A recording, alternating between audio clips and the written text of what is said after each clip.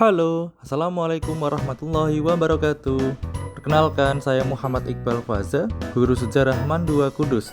Pada kesempatan kali ini kita akan mempelajari materi mengenai menjadi sejarawan penelitian sejarah yang bertujuan untuk memahami dan menjelaskan materi mengenai sumber sejarah dan penelitian sejarah. Kita lihat di gambar ini ada bangunan Menara Kudus, Museum Kretek, Rumah Kembar Niti Semito. Bagaimana seorang sejarawan bisa menjelaskan kejadian di masa lalu? Mari kita ikuti video berikut ini. Bangunan yang menarik.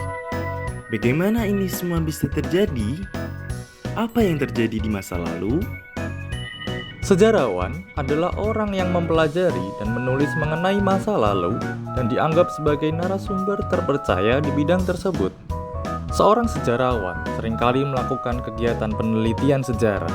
Penelitian sejarah adalah tindakan yang mengkaji dan menelusuri kejadian pada masa lalu. Tujuan dari penelitian ini untuk memperoleh informasi, pengetahuan, pemahaman, dan makna dari kejadian tersebut. Menurut Kunto Wijoyo, dalam bukunya Pengantar Ilmu Sejarah, dalam penelitian sejarah terdapat 5 tahapan, yaitu penentuan topik, heuristik, verifikasi, interpretasi, dan yang terakhir historiografi. Langkah pertama yaitu adalah penentuan topik. Sebelum melaksanakan penelitian sejarah, peneliti harus menentukan topik yang akan diteliti terlebih dahulu. Hal yang harus diperhatikan dalam melakukan pemilihan topik diantaranya adalah unik, bernilai, kesatuan, orisinal, dan praktis. Setelah menentukan topik, berikutnya adalah heuristik. Pada tahap heuristik, para peneliti sejarah mencari dan menemukan sumber-sumber sejarah yang dibutuhkan. Lalu, sumber sejarah itu apa saja bentuk dan sifatnya? Sumber sejarah berdasarkan bentuknya terdiri dari sumber tulisan, lisan, benda, audio, visual, dan audiovisual.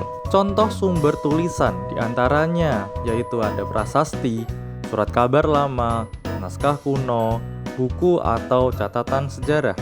Contoh sumber lisan adalah hasil penuturan tokoh melalui wawancara. Sumber benda, contohnya antara lain ada candi, fosil, bangunan-bangunan kuno, maupun arca. Contoh sumber audio bisa berupa rekaman suara. Sumber visual bisa berupa foto, lukisan, gambar, dan lain-lain. Sedangkan untuk sumber audio visual biasanya berupa video dokumenter. Sedangkan sumber sejarah berdasarkan sifatnya terdiri menjadi 2, yaitu pertama adalah sumber primer, berasal dari kesaksian orang yang mengalami, menyaksikan, atau mendengar langsung suatu peristiwa sejarah.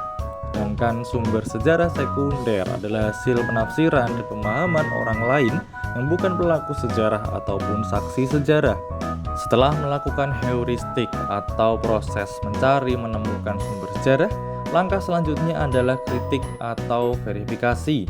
Ini merupakan langkah untuk melakukan pemeriksaan keaslian sumber sejarah.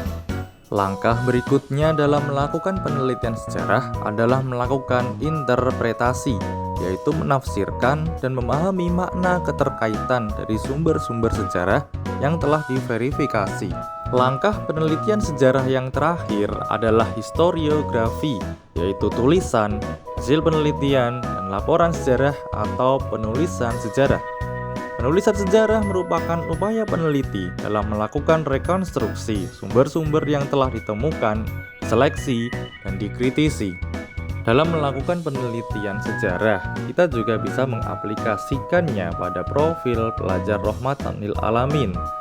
Profil pelajar Rahmatan lil Alamin diantaranya yakni berkeadaban, keteladanan, warganegaraan dan kebangsaan, mengambil jalan tengah, berimbang, lurus dan tegas, kesetaraan, musyawarah, toleransi, dan dinamis dan inovatif. Jadi, itulah bagaimana tahapan sejarawan menuliskan apa yang terjadi di masa lalu. Cukup sekian apa yang kita pelajari hari ini mengenai menjadi sejarawan penelitian sejarah.